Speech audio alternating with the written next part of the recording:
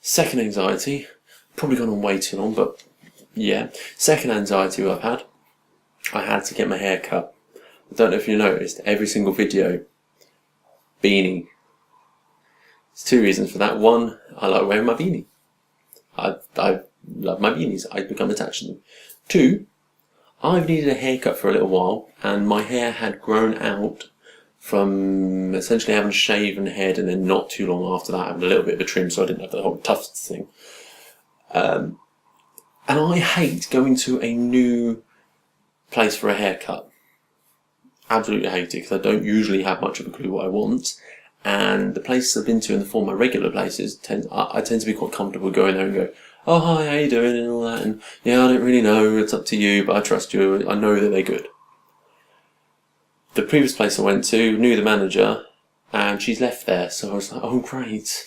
New place then, and it's different town, so I was like, well, better sort something else around here rather than travelling all the way over there for somewhere that's not going to be her. Still the same place, but not her, and paying probably paying about triple what I would have paid today.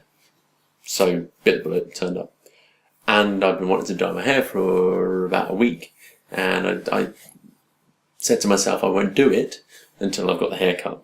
Efficiency and generally just sorting everything out. Give me a goal. So I went to this place that was like £9.90 any service, and I'm like, it's a good price. The place I was going to go to I couldn't find. It's a good price, but I'm a little bit tense about that. It seems sort of it seems cheapish, but cheap for a reason maybe. I don't want to put them down, but I always get sort of a bit like, I don't know, I'm used to the £25, £30, not frequently, for anyone thinking, oh, you're sorting out your finances. No, not frequently, but when I do it, I tend to just, and I got discount before, but whatever. Yeah, so I was a bit anxious about that. Luckily I got this guy who was friendly. He wasn't much of a talker, but then again I was half asleep, so whatever it is. And I said to him, look, I want this, I don't want it to be all floppy and stuff as it was getting, because it had just grown out and it was all a mess. Maybe a little bit shorter, but not too short, blah, blah, blah. And he just went with it. He explained himself, he's like, this.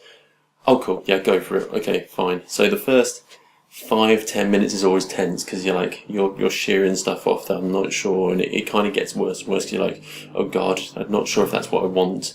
Maybe I should tell him, maybe I shouldn't, okay. But I'm trying to chill out. I'm like, cool. And I'll admit, before I went along, I did have maybe a couple of mouthfuls of wine. I know that's a bit over the top, but I do genuinely get anxious about this stuff.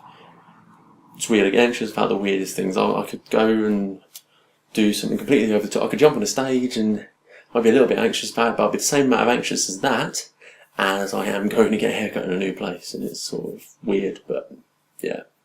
But he was really good, and it got to a point where I was just like, I kind of like that. I like that. And then they're like, oh cool, so that's good length. And they do a bit more, and you're like, oh god, what are you doing now? No, I like to like that. What are you doing now? Oh, stop. I liked it. Stop. But he ended up carrying on, and it was fine. But if you don't know where you're going with it, then it's a bit of a roller coaster of, oh god. It's like those competitions where you're like, make a sound before it hits that buzzer, and the closer you get to the buzzer, the better it gets. But if you hit that buzzer, you're screwed. Bit like that sort of thing. Where you're like, maybe I should say no, but it ended up being really good, and I may have mullered it slightly because getting used to new hairstyle and that. I went to the gym afterwards and had a bit of a workout because it's good. Plus, when I've dyed my hair, I can't really go to the gym for a while after because my towel gets covered in red dye. Yeah, so I put my own gel in, and it's probably a mess at the minute. It's not. I think it's better than it was when it had the beanie on. So it's out, and I've dyed my hair red again, which is probably gonna get lighter in the morning, so it may even turn pink again. But whatever. So yeah. Oh, that was my other anxiety. And then I don't know if it's excitement, but I do enjoy it. The fact that it went well, and I can actually have my hair how I want it ish.